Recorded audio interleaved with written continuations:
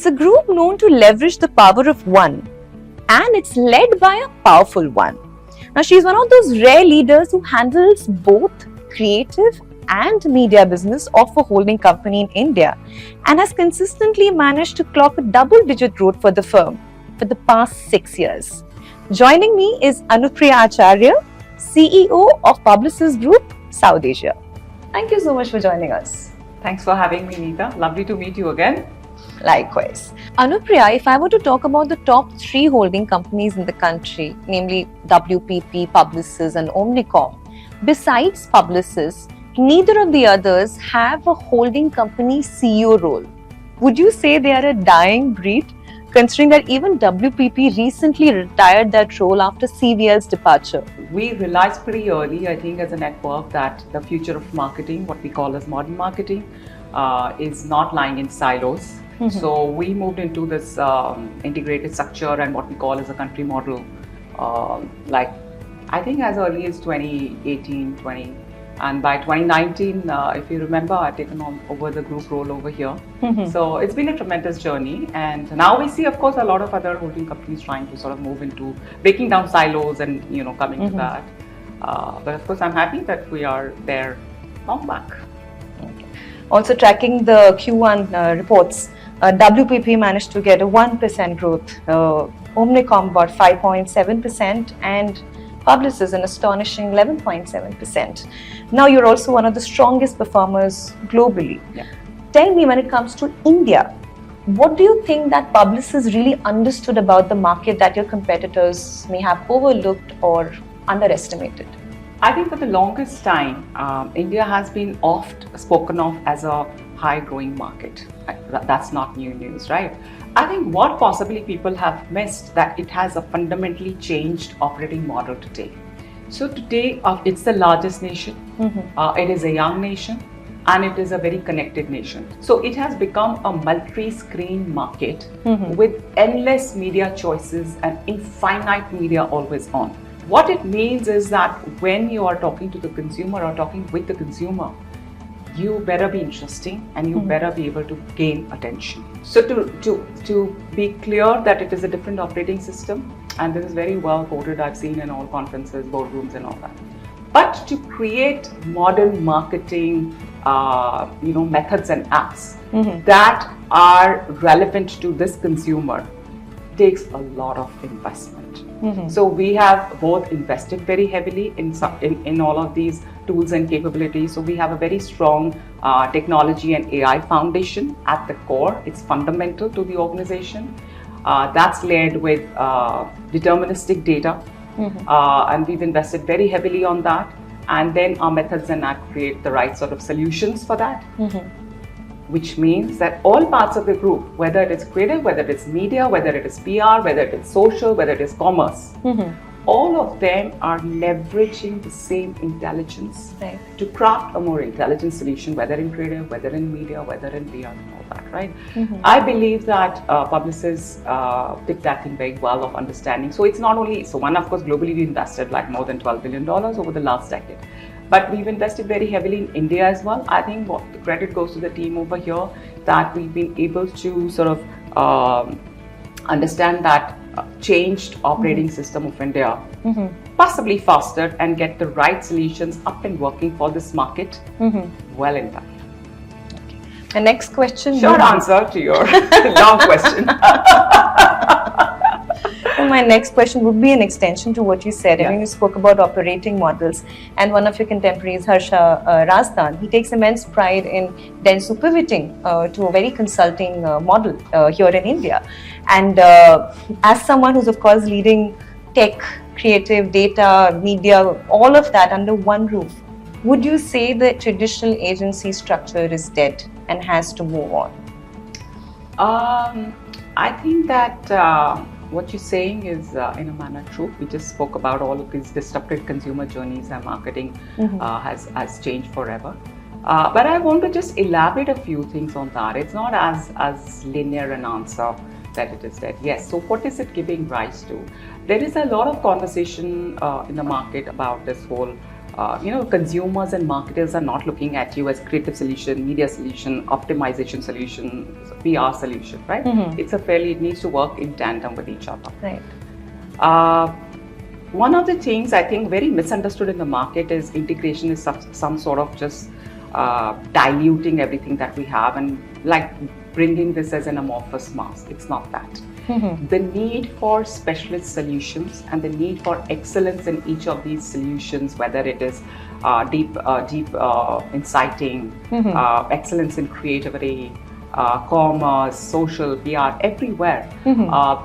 We talked about how consumer journeys have changed. So the deep expertise and excellence in each of these areas is extremely critical. That is not to be lost when we talk about traditional structure. So we need all of that. And then comes the point, how are you going to bring it together seamlessly? And which is where we talk about this whole data, AI layer and intelligent solutions. So bringing it together is also a craft, and you need trained talent for that. The final test of that is, are the clients experiencing it? Is the consumer experiencing it as a connected capability, eventually a connected sort of communication, and is it eventually giving growth to the brands and the clients that you're operating on? So I think that's what is more important. A lot of times people think that dumping down the solutions, putting them all together. Sometimes it's even thought of it as like just putting everybody under the same roof and that's your job. It's not like that. Okay. I hope that answers the question. Right. And you say the power of one, it's been quoted as one of those competitive advantages that, Publicis has in this market and, even abroad. But besides that problem of agencies operating in silos, which you kind of try to overcome, there's also that question of clients operating in silos. Like we see a lot of pitches happening which are creative, digital, media.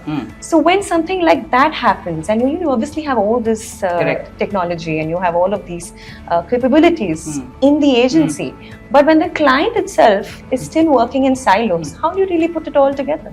Easy. So to your point, when clients are looking for specific solutions, we ensure that we are the best in class, and each one of these, and it stands on its own merit.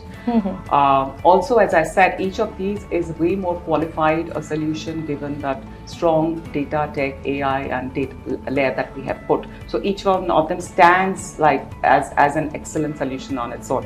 So the clients today, even if the market still lies that there may be a separate media pitch and there is a separate creative pitch and separate PR agency pitch or separate, it could very well be so. A lot of times, for example, these days there are independent commerce, pitches because clients feel that that's a very specialized thing and their agencies are not able to do that, or social pitches. So a lot of specialist capabilities pitches are also happening now, right? So it doesn't matter for which part our client contracts us for, because we believe that we need to be excellent in everything, right? The growth for the brand actually does not lie in any one line of business. Everything has to work seamlessly. We just discussed that, right? So inevitably what happens is the client may come from, say, the creative side of the business, or may use us, select us for a commerce mandate, or may select us for a performance or media mandate. And then bit by bit they realize that a large part of that will work also if we are going to layer other solutions to that. A lot of our growth actually in last many years has also come by expanding our mandates with the clients that we already have. Because for us the true test first is that, is the client's business growing? And then within that is our share of that overall sort of growing, not from just a sales perspective, but are we truly making a difference to the client's business and making the brand stronger and giving them growth. But also from a credit point of view, I would say, of course the lines are blurring between the kind of work that a creative agency would do or a media agency would do from an ideation perspective. But just a recent example, I remember I was meeting Marco and Raj recently, and they spoke extensively about this one campaign by Shriram Finance, which was Ghumega Paiya, which is, I think they're also sending it to Cannes this year. Now, of course, for me, it was a Leo product. And then a couple of days later, someone from PhD called me and said, listen, we want to talk about Ghumega Paiya, which is our baby. So, in such a case, when there is an Omnicom working on the media side of things and the publicist is working on the creative side of things, and technically they're supposed to work together, how does it really function? Do you collaborate with each other from different agencies in that case? Yes, we do that Or- because I think for us, the most important thing is the client and client's growth. We are committed to that. Like, you know, it's a philosophy that we followed for the longest. So when you have to start taking decisions on many things, there are a few things that you need to look at. And for us, client has been central to our decision making always. We believe that it is important for, if the client has chosen us for whichever part of the business, it is important that we give them the best capabilities in that, which should not only be something that is only accoladed, but also moves numbers for clients. And as part of that, if it means that we have to collaborate on some parts of the business with other partners, other shops, other, you know, it's, as I said, it's a deep specialization era. Then we do that, because for us it is important that the client should be a winner, and he should definitely, he or she should ensure, like, should feel that we've added value to their business. So I think that's more important than, you know, I'm going to win, you're going to win, and, you know, any case, this is not like awards is a byproduct of everything that we do. So when I say about, you know, being number one here, number one there, the ambition is not to get all those number one positions. The ambition is to ensure we are best in class for our clients. Coca-Cola came to WPP, Pepsi sort of left the wing. And a part of the business, PepsiCo business, was of course parked with Publicis.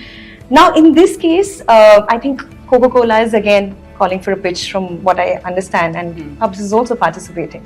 Would we see a major realignment of agencies yet again, you know, people jumping? Firstly, I'm not aware that there is a pitch on Coca-Cola. I read the same news like you said, so I understand they're looking at capability reviews. And just for you to know, firstly, PepsiCo has given us their entire business, so it's not part of the business of our business. So we value that immensely. But you must also know that we work with Coke in our North America part of the geography, and people taking on clients sort of asking for, you know, to check out capabilities. As I said, the market is moving really fast, and it is important, I should hope, that for clients as well to constantly assess the market and what are the solutions like we do. On our side, we are assessing our partners all the time. So I think clients also need to assess that all the time, and we engage as much with the PepsiCo. PepsiCo has even globally assessed a lot of our capabilities all the time. So I guess today is the focus in that case on winning global mandates and being the agency of record across, or is it maybe having a part of business in a different part of the world and, you know, having a diverse client roster there? Both works because of course you must know, of course, like a large part of our business in India actually is pitched and won in India. So a lot of our clients, which could be called as global clients, are here because we suited their requirement.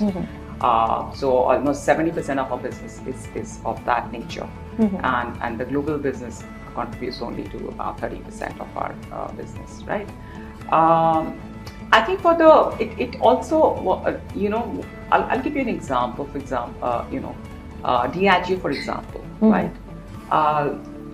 They are globally aligned with, I think, various shops. But when there was a part of business that they were doing with us as well. And when they got very intrigued with the model that we were offering. It was a regular agency day kind of a conversation. And then it led to more discussions and more discussions and more discussions. And there came a time where a large part of the business they chose to sort of, you know, park with us because they felt that we are in a position to provide them end-to-end services with the best of craft and best of so I think it also, every client is not in the same position everywhere in all the markets. So it is very likely that how the client is in Asia or how a client's operation is in India might be very different from how it is in Europe or how it is in Middle East or how it is in US. A lot of companies which are dominant here are in India, are possibly not dominant, you know, in Europe. And there are a lot of companies which are very dominant in US, but have negligible presence in India. And then there are companies which are strong in US and in India, but negligible presence everywhere else. So I think clients also look at the geography and what is really, you know, their requirement and which shop really sort of is going to give them, is right for them at that point in time. So, a simple question: what do the clients want today? We see agency margins shrinking. What will make the client pay the agency more? So I must say that our learning has been, firstly, I think that if you can provide the services for cheaper, market moves it's a highly competitive market, and it is not something which is unique to agencies. If you look at the price wars in the telcos, if you look at the price war in e-commerce, if you look at price wars in FMCG, everywhere. So it's not something which is unique to the agency. I think much is made of that. It's true everywhere. So I fundamentally do believe that if one can find ways, especially in this day of tech and AI, if one can find ways to give more value at a good price, then why not? Why won't you do that, right? So fundamentally, I don't think that there is anything wrong with that, right? That being said, are you charging the right value for that? I think that's the more important question. And towards that, I think we've seen it over a period of time. Clients do value specialization. Clients do value the solutions that you're getting to the table, and they can see that solution is actually not available anywhere else in that manner. And then, of course, they understand that the pricing for that is not just for the sake of it, just because it was a pricing that was running for many years. It is because there is so much of investment in AI and data and technology, training of talent, getting the best talent, ensuring that they stick with you. There's a lot of investment that goes on in that. So I think clients value that. And we have had cases, for example, sometimes our solution comes up like top of the chart in any sort of a pitch or in a meeting. But at that point in time, the client may choose to say that no, I'm not. This doesn't really fit my budget, or doesn't we don't believe that it should be right. And so as much as we want to make it work, if it is impossible, then I think both parties do understand that maybe it's not workable at this point in time. But we've seen many times, like after a few years, clients coming back to us, and I'm not talking about a one-off case. This has happened now multiple times. Sometimes clients also say, oh, now I'm getting this for cheaper outside, and maybe I would like to try that out and whatever. Of course, it's not like we are saying, yes, please go, right? But of course, you reason and then you show how your solution is different. But at that point in time, if a client is quite convinced that they're getting a better deal outside, why not? And we push ourselves constantly to say, are we getting the best value for the money that the client is spending?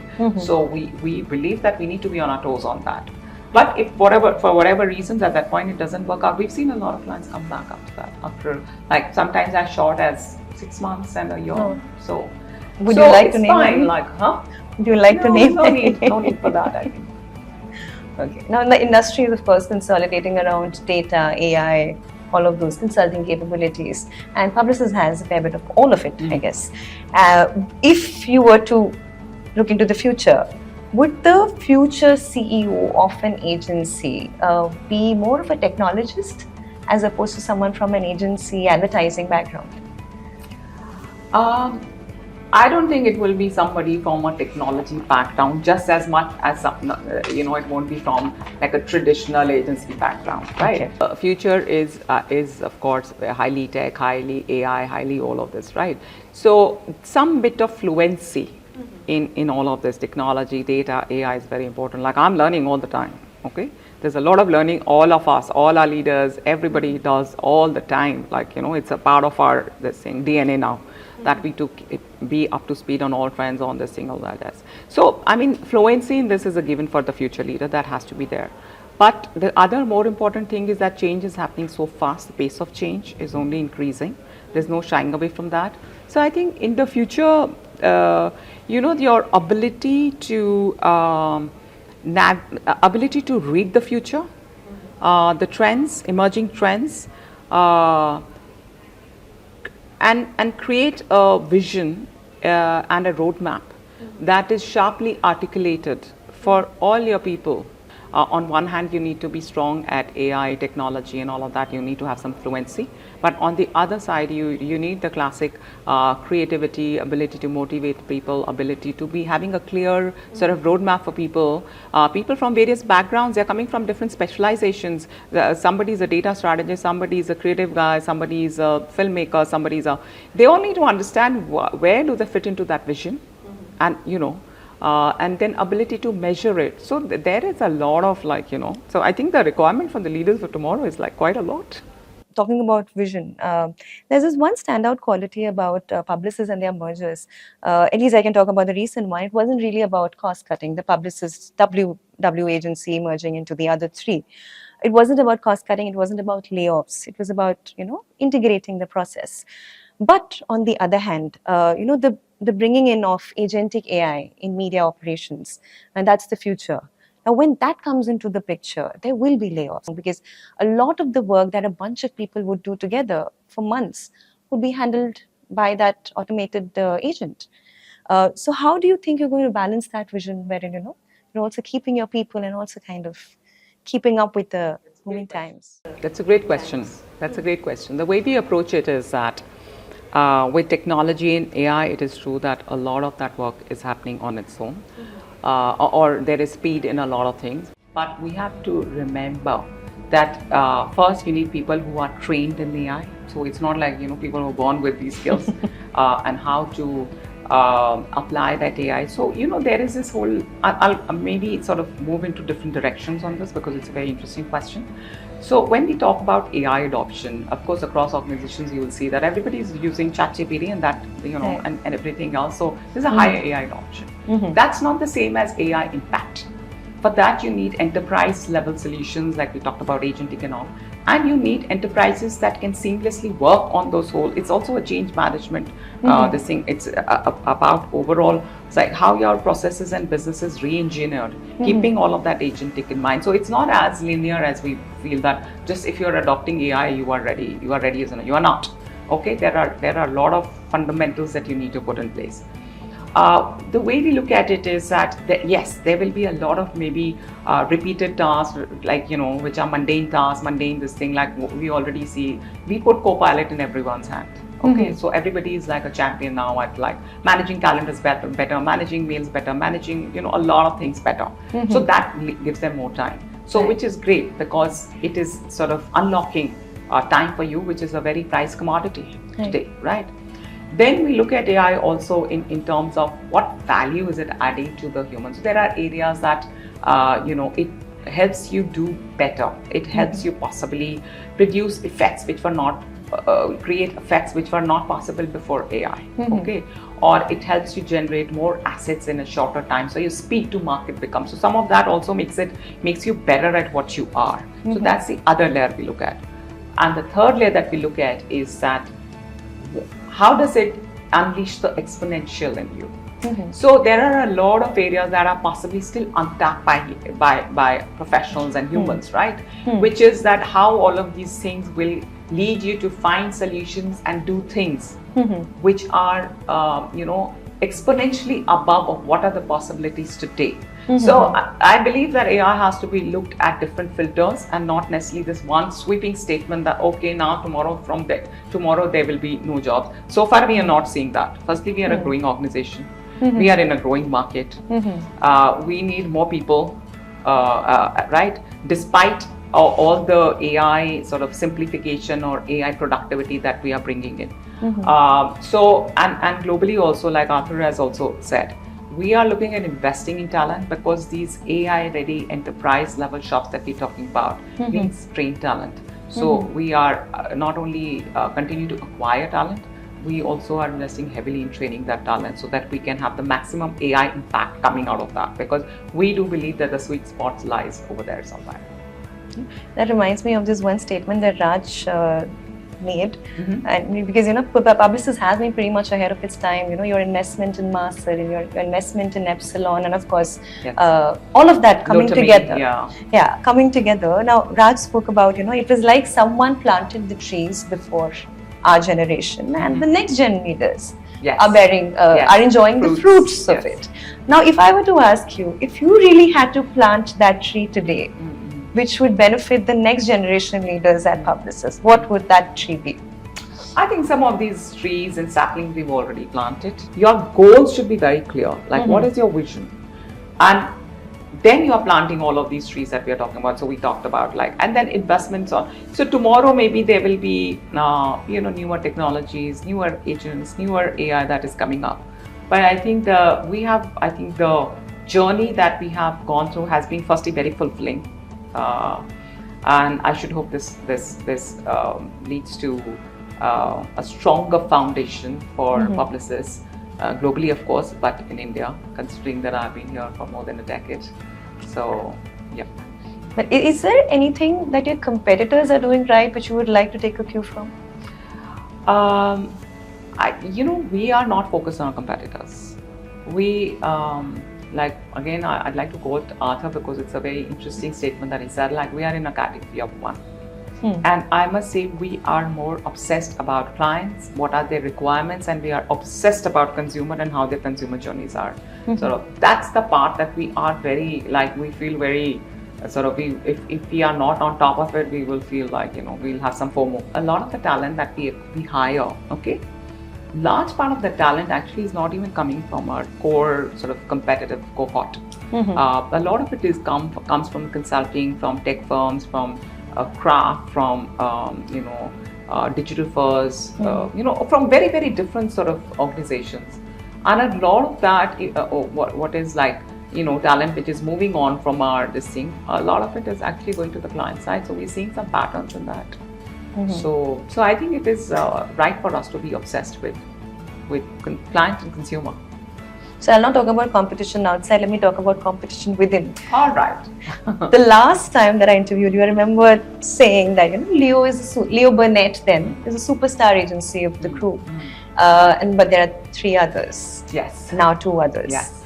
Have they managed to, reduce the gap with Leo in the past 3 years? I think Leo has also been a very, the starting point of each agency has its own history, own starting point, and I think a lot of it comes from there as well, right? And yes, of course, Leo is our most celebrated shop, and we are extremely proud of what they've done, the kind of solutions they are giving to the brands here, as well as even globally, solving for a lot of global challenges as well. I think BBH and Saatchi, both in their own rights, also have their own holding ground, and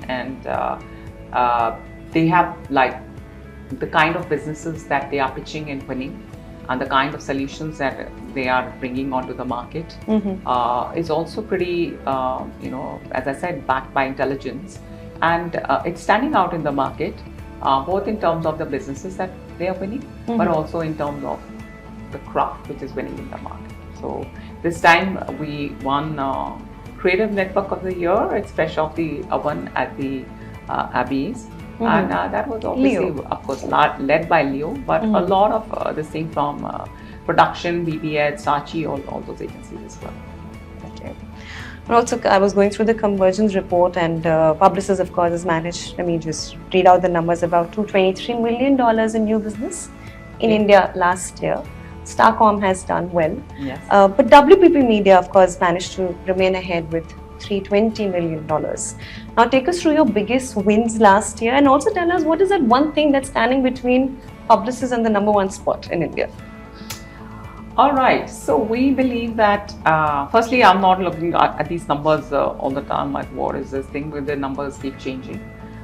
In our most recent wins, Flipkart, and we don't even we don't talk about the wins and the clients and whatever, because that's the way we structured, but this is well published. So whether it was Flipkart, whether it was L'Oreal, if you look at the numbers again in the first half this year, again you will see them changing and very, very positively for us, right? But that's not, as I said, that's not what drives us really. And we've had very strong wins, great client relationships, and sustained, relationships with our clients over, I would say, decades also now, right? We are mostly focused on that. I don't think there was a time when, the scale was very important, and everything was measured by, what is the scale? What is the scale? But I must tell you today, if you are above a threshold, it doesn't really matter what scale is. Like Arthur also says, what we want to be, what our ambition is to be the most valuable partner for our clients. What it means is to be providing them the best-in-class enterprise-grade solutions, which fulfill all the modern marketing requirements. I think we are focused on that. So to your point, like, the convergence scores are reflecting this, and they keep changing every quarter, every 6 months, every this thing, depending on who's like, one quarter, whatever. So you're not over obsessed by that. Not over obsessed by numbers, all right. I think for us, more important is, are we showing consistent, sustained growth? Okay, and are our clients growing consistently and having great sort of growth with us? I think that's what we really care about. So what is the estimated growth for the coming year, and where do you think a bulk of it is going to really come from for India? So the good news is that India is a growing market, so that's definitely a great place to start from. I'm pretty confident that we're going to continue delivering strong growth, not only on the back of a growing market, but also on the back of our differentiated solutions, which are now pretty well demonstrated, like in the market, how they are sort of solving for clients' business. So there are enough and more sort of results that one can speak of, the kind of solutions that we have in the market. So I would say that we are very, very confident that over the next 3 to 5 years, there'll be more and more requirement for this, and we believe that our market share is going to grow.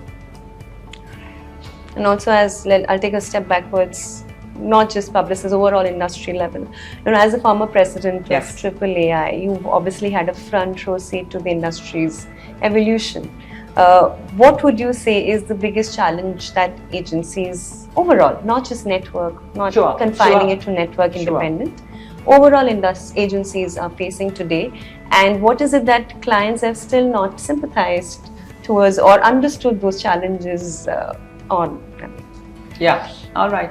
So that's an interesting question. So 3SI has firstly more than 120 plus members. So it's like you rightly said, it's not only about network agencies, large agencies, small agencies. There are like regional agencies, local agencies. All of these are members of 3SI, and we have to ensure that we're doing good for everyone. And if I was to wear that industry hat, then I would say that where the market is reached, it is an and market where everything is working. I talked about multiple screens and people connected and all of that. News is growing, television is growing, connected TV is growing, OTT is growing, all of that, right? I think in a market like this, it is very important that that agencies and advertising communication reinvents itself, and that requires a lot of investment in technology. And when we talk about AI, agentic, all of that is not cheap, right? You need a lot of investment on that. That's one part. Then there is a lot of investment that is required on training talent, because obviously whenever there is new solutions which are there, it's not like the talent knows what to do. You have to train them. So that takes like really like a proper training programs to get there, right? Third is it needs to be, like I just spoke of, AI adoption versus AI impact. So that needs enterprise level change. That again requires a lot of investment, okay, for it to really work and give those solutions in the market. Then of course the next point is that as advertising and communication, whatever we do has to be highly governed, highly responsible, because it's not like you can create AI slop in the market, like more content, which nobody, it's not sticking it on. So obviously you have to be mindful of that as well. If you're solving for today's world, all of that becomes very important. All of this requires a lot of investment, and I think it needs investment. It needs a lot of time. It needs, I think that's the part possibly can be more appreciated by the client side. I think that will give agencies some breathing space that all of this is required, and hence it's not like in some corners I find, like you also asked me this question that more efficiencies on AI and whatever. That's like a very minor part of the whole conversation. Actually, it requires way more investment in tech and AI and everything, and change management talent. So I think if I was to look at the overall agency space, then I think it will be good if this is something that agencies can do more of, and market can appreciate it a little more. Okay, and one last question, Anupriya. Sure. You are the jury president for Creative Data Alliance at Yes. Cannes Lions. Yes. Tell us what separates truly transformative work from data-rich campaigns for you, and any interesting case studies that you've seen there while you were judging. So I'll stay clear from like what work I've seen, because I'm going to talk to you at Cannes about that once all the judging and everything is over and the awards are out, right?